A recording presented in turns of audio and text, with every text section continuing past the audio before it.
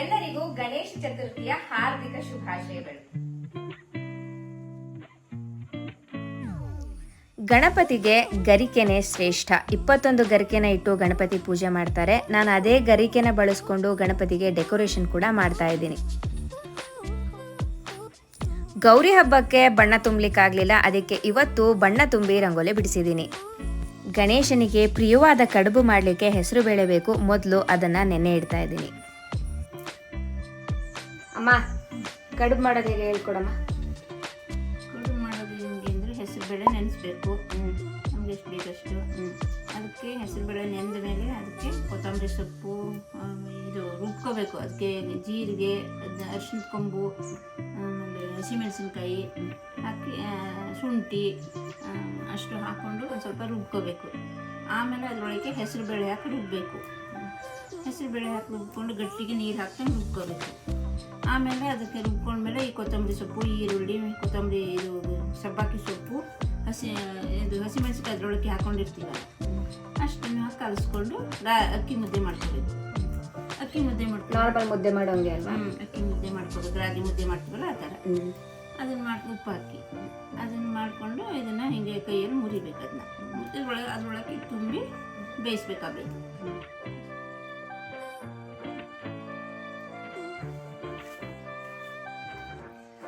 ಗಣೇಶನ ಹಬ್ಬದ ದಿನ ಬೆಳಗ್ಗೆ ಸ್ನಾನ ಮಾಡಿಕೊಂಡು ಇವಾಗ ಹಿಂದಿನ ದಿನ ಹೂವನ್ನೆಲ್ಲ ತೆಗೆದು ಫ್ರೆಶ್ ಆಗಿ ಹೂವನ್ನ ರೆಡಿ ಮಾಡಿ ಮತ್ತೆ ನಾನು ರೆಡಿ ಆಗ್ತೀನಿ.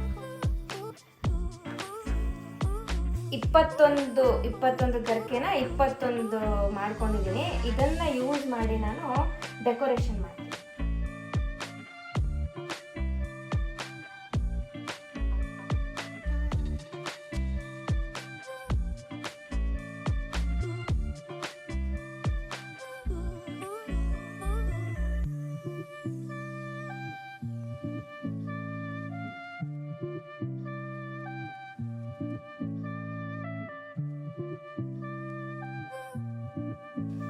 ಹೂವೆಲ್ಲ ಮುಡಿಸಿ ಎಲ್ಲ ಡೆಕೋರೇಟ್ ಮಾಡಿ ಆದಮೇಲೆ ದೇವ್ರ ಮನೆ ಈ ರೀತಿ ಕಾಣಿಸ್ತಾ ಇದೆ. ಗಣಪತಿನ ಕೂರಿಸೋದೊಂದೇ ಬಾಕಿ. ಅಷ್ಟರಲ್ಲಿ ನಾನು ರೆಡಿಯಾಗಿ ಬಂದ್ಬಿಡ್ತೀನಿ.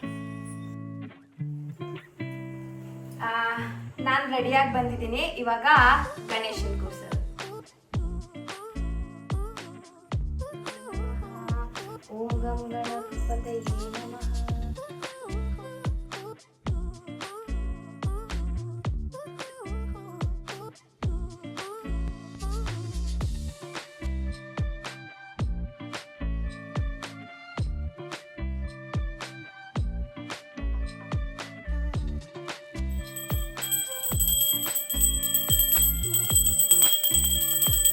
ಪೂಜೆ ಎಲ್ಲ ಮುಗೀತು. ಈಗ ನೈವೇದ್ಯ ಮಾಡೋ ಸಮಯ.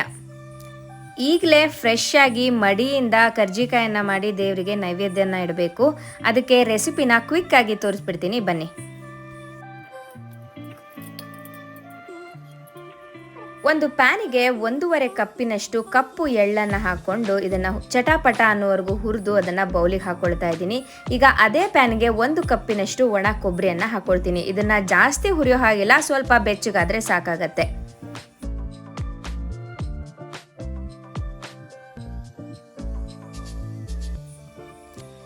ಈಗ ಡ್ರೈ ಫ್ರೂಟ್ಸ್ಗಳನ್ನು ಹುರ್ಕೊಳ್ತಾ ಇದ್ದೀನಿ. ಬೇಕಾಗಿರುವಂಥದ್ದನ್ನು ಹಾಕ್ಬೋದು. ನಾನು ಬಾದಾಮಿ, ಗೋಡಂಬಿ, ಪಿಸ್ತಾನ ಹಾಕಿ ಇದನ್ನು ಹುರಿದು ಮಿಕ್ಸಿ ಜಾರಿಗೆ ಹಾಕ್ಕೊಂಡು ಒಂದೇ ಒಂದು ಸುತ್ತು ಮಿಕ್ಸಿನ ತಿರುಗಿಸಿ ತರಿತರಿಯಾಗಿ ಇದನ್ನು ರುಬ್ಕೊಂಡಿದ್ದೀನಿ.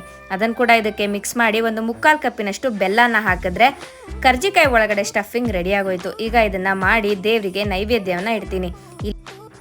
ಜಾಸ್ತಿ ಕರ್ಜಿಕಾಯನ್ನು ಮಾಡ್ಕೊಂಡಿಲ್ಲ, ನೈವೇದ್ಯಕ್ಕೆ ಬೇಕಾದಷ್ಟು ಮಾತ್ರ ಮಾಡಿದ್ದೀನಿ. ಇಲ್ಲಿ ನಾನು ಮಾಡುವಾಗ 12 ಆಯಿತು. ಇಷ್ಟನ್ನು ಕೂಡ ಇಟ್ಟು ನೈವೇದ್ಯವನ್ನು ಮಾಡಿದ್ದೀನಿ.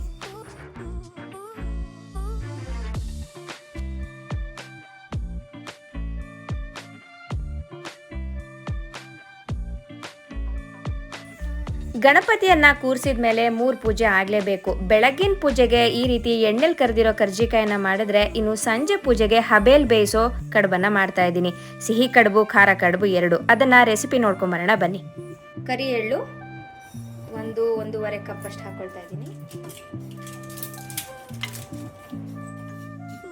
ಈ ರೀತಿ ಚಟಾಪಟಿನ ಹುರ್ಕೊಂಡು ಮಾಡ್ಕೊಳ್ತೀನಿ. ಒಂದು ಬೌಲಿಗೆ ಹಾಕೋತಾ ಇದ್ದೀನಿ.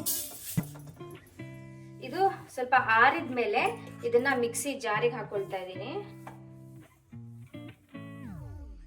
ಇದರ ಜೊತೆಗೆ 2 ಏಲಕ್ಕಿ. ಹೀಗಾಗಿದೆ ದಪ್ಪ ದಪ್ಪಕ್ಕೆ. ಈ ಕಪ್ಪಲ್ಲಿ 1 ಕಪ್ಪು ಬೆಲ್ಲ ಹಾಕ್ತಾ ಇದ್ದೀನಿ. ಅಲ್ಲಿ 1 ಕಪ್ನಷ್ಟು ಕಾಯಿದ ಕಪ್ಪು. ಇದನ್ನ ಚೆನ್ನಾಗಿ ಮಿಕ್ಸ್ ಮಾಡ್ಕೊಳ್ತೀನಿ. ಚೆನ್ನಾಗಿ ಮಿಕ್ಸ್ ಆಗಿದೆ ಅಷ್ಟೇ. ಇದನ್ನ ಹೂರ್ಣದೊಳಗಡೆ ಹಾಕಿ ಹಬೆಲ್ ಬೇಯಿಸೋದಷ್ಟೇ. ಖಾರ ಕಡುಬನ್ನ ಸಬ್ಸಿಗೆ ಸೊಪ್ಪಲ್ಲೇ ಮಾಡೋದು. ಫಸ್ಟ್ ಇದನ್ನ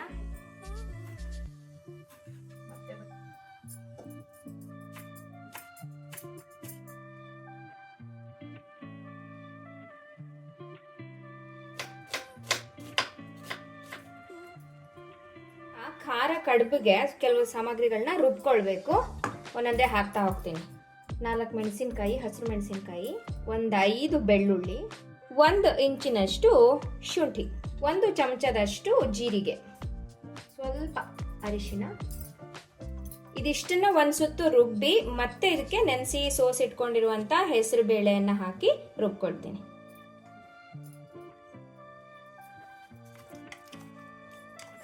ಹೆಸರು ಬೇಳೆನ ಎಲ್ಲ ರುಬ್ಕೊಂಡು ಹಾಕೊಂಡಿದ್ದೀನಿ. ಇದಕ್ಕೆ ರುಚಿಗೆ ತಕ್ಕಷ್ಟು ಉಪ್ಪನ್ನು ಹಾಕೊಂಡ್ಬಿಡೋಣ.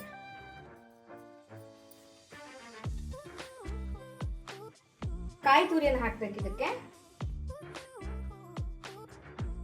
1.5 ಕಪ್ಪಿನಷ್ಟು ಕಾಯಿ ತುರಿನ ಹಾಕೊಂಡಿದ್ದೀನಿ. ಅದನ್ನು ಸೇರಿಸಿ ಮಿಕ್ಸ್ ಮಾಡ್ಕೊಳ್ತಾ ಇದ್ದೀನಿ.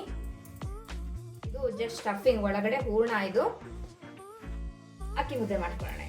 ಇದು ಸಿಹಿ ಚಟ್ನಿ. ತೆಂಗಿನಕಾಯಿ, 2 ಏಲಕ್ಕಿ, 1 ಅರ್ಧ ಕಪ್ಪಿನಷ್ಟು, ಅರ್ಧ ಕಪ್ಪು ಇಲ್ಲ, 2 ರಿಂದ 3 ಚಮಚ ಬೆಲ್ಲ ಹಾಕಿ ರುಬ್ಬಿದ್ರೆ ಸಿಹಿ ಚಟ್ನಿ ರೆಡಿ ಆಗೋಯ್ತು. ಕೊತ್ತಂಬರಿ ಸೊಪ್ಪು, ತೆಂಗಿನಕಾಯಿ, ಹಸಿರು ಮೆಣಸಿನಕಾಯಿ, ಬೆಳ್ಳುಳ್ಳಿ, ಹುರಿಗಡಲೆ, ಉಪ್ಪು ಇಷ್ಟನ್ನ ಹಾಕಿ ರುಬ್ಕೊಳ್ತೀನಿ. ಖಾರ ಚಟ್ನಿ ರೆಡಿ ಆಯ್ತು. ತೆಂಗಿನಕಾಯಿ ಚಟ್ನಿ ರೆಡಿ ಆಯ್ತು. ಅಕ್ಕಿ ಮುದ್ದೆ ಮಾಡ್ಕೊಳ್ಳಿಕ್ಕೆ ಈ ಪಾತ್ರೆಗೆ 1.5 ಲೀಟರ್ ಅಷ್ಟು ನೀರನ್ನು ಹಾಕೊಂಡಿದ್ದೀನಿ. 1 ಕಪ್ಪಿಗೆ 2 ಸ್ಪೂನ್ ಅಷ್ಟು ಅಕ್ಕಿ ಹಿಟ್ಟನ್ನು ತಗೊಂಡಿದ್ದೀನಿ. ಇದಕ್ಕೆ ನೀರು ಹಾಕಿ ಕದ್ರಿಟ್ಕೊಳ್ತೀನಿ. ನೀರು ಕುದಿಯೋಕ್ಕಿಟ್ಟು ಈಗ ಇದಕ್ಕೆ ಉಪ್ಪು ಹಾಕ್ತೀನಿ. ಅಕ್ಕಿ ಹಿಟ್ಟನ್ನು ಏನು ಈ ರೀತಿ ಮಾಡ್ಕೊಂಡಿದ್ದೀನಿ ಅದನ್ನು ಈಗ ಇದಕ್ಕೆ ಹಾಕ್ತಾ ಇದ್ದೀನಿ.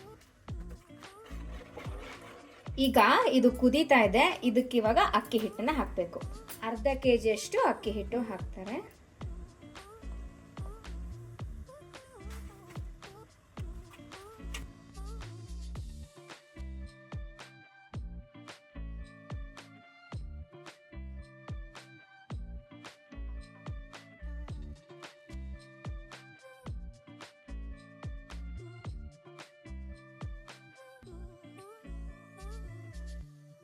ಎಷ್ಟು ಮುದ್ದೆ ಆಗಿದೆ.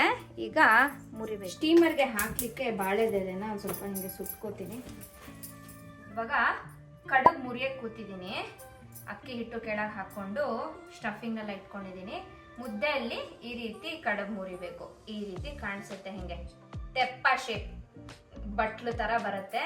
ಹೀಗೆ ಅಕ್ಕಿ ಹಿಟ್ಟನ್ನು ಹೀಗೆ ಕೈಗೆ ಹಾಕ್ಕೊಂಡು ಹೀಗೆ ಮುರಿತಾ ಹೋಗ್ಬೇಕು.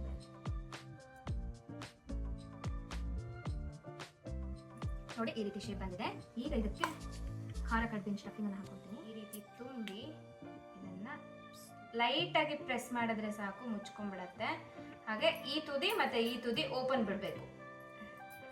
ಸ್ಟೀಮ್ ಮಾಡೋದ್ರಿಂದ ಇದನ್ನ ಓಪನ್ ಬಿಟ್ಟು ಸ್ಟೀಮ್ ಮಾಡಬೇಕು. ನೋಡಿ ಕಡುಬು ರೆಡಿ ಆಯ್ತು. ಸಿಹಿ ಕಡುಬು ಸ್ಟಫಿಂಗ್ ಹಾಕ್ತಾ ಇದ್ದೀನಿ. ಸಿಹಿ ಕಡುಬಿಗೆ ಓಪನ್ ಬಿಡಂಗಿಲ್ಲ, ಫುಲ್ ಈ ರೀತಿ ಮುಚ್ಕೊಳ್ಬೇಕು.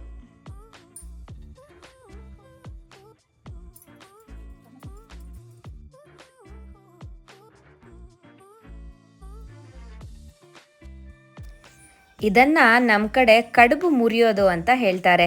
ಈಗ ಕಡುಬೆಲ್ಲ ರೆಡಿ ಆಯಿತು. ಸ್ಟೀಮರಲ್ಲಿ ಹಾಕಿ 15 ರಿಂದ 20 ನಿಮಿಷ ಇದನ್ನು ಸ್ಟೀಮ್ ಮಾಡಿದ್ರೆ ರುಚಿ ರುಚಿಯಾಗಿರೋ ಕಡುಬು ತಯಾರಾಗೋಗುತ್ತೆ.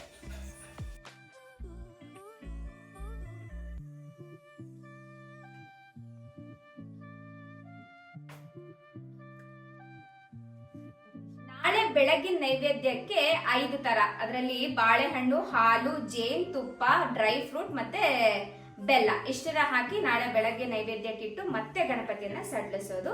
ಅಷ್ಟ್ ಮಾಡಿದ್ರೆ ಗಣೇಶನ ಹಬ್ಬ ಮುಗೀತು. ಇವತ್ತು ಸಂಜೆ ಪೂಜೆಗೆ ಕಡುಬನ್ನ ಇಡ್ತೀನಿ.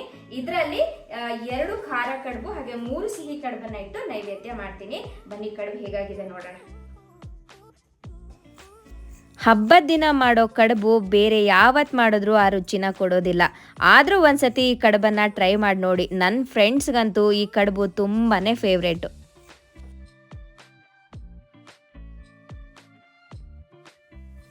ನೋಡಿದ್ರಲ್ಲ ನಾನು ಗಣೇಶನಿಗೆ ಯಾವ ರೀತಿ ಡೆಕೋರೇಷನ್ ಮಾಡಿದ್ದೆ ಅಂತ. ನಾವೆಲ್ಲರೂ ಗಣಪತಿಗೆ ಗರಿಕೆಯಿಂದನೇ ಪೂಜೆ ಮಾಡೋದು. ಹಾಗೆ ಪೂಜೆ ಮಾಡೋದನ್ನ ಸ್ವಲ್ಪ ಜಾಸ್ತಿ ಗರಿಕೆಯನ್ನ ತಂದು ಅದರಲ್ಲೇ ಡೆಕೋರೇಟ್ ಅನ್ನ ಮಾಡಿದ್ದೀನಿ. ಪ್ರತಿ ಸತಿ ಏನಾದ್ರೂ ಒಂದು ಹೊಸ ರೀತಿ ಮಾಡಬೇಕು ಅಂತ ಅನ್ಕೊಳ್ತಾ ಇರ್ತೀನಿ. ಈ ಸರ್ತಿ ನಾನು ಗರಿಕೆಯನ್ನ ಬಳಸಿದ್ದೀನಿ. ಡೆಕೋರೇಷನ್ ಹೇಗಾಗಿದೆ ಅಂತ ನನಗೆ ಕಮೆಂಟ್ ಅಲ್ಲಿ ತಿಳಿಸಿ. ಹಾಗೆ ರೆಸಿಪಿಗಳನ್ನ ಸಹಿತ ನೋಡಿದ್ದೀರಾ. ಸಿಹಿ ಕಡುಬು, ಖಾರ ಕಡುಬು, ಅದ್ರ ಜೊತೆಗೆ ತೆಂಗಿನಕಾಯಿ ಚಟ್ನಿ, ಸಿಹಿ ಚಟ್ನಿ, ಖಾರ ಚಟ್ನಿ. ನಮ್ಮ ಕಡೆ ಮೈಸೂರು ಕಡೆ ಇದೇ ರೀತಿ ಗಣೇಶನ ಹಬ್ಬಕ್ಕೆ ಕಡುಬನ್ನ ಮಾಡೋದು. ಯೂಶ್ವಲಿ ಈ ಕಡುಬನ್ನ ವರ್ಷಕ್ಕೆ ಒಂದೇ ಸರ್ತಿ ಮಾಡ್ತಾರೆ ಹಬ್ಬದ ದಿನ.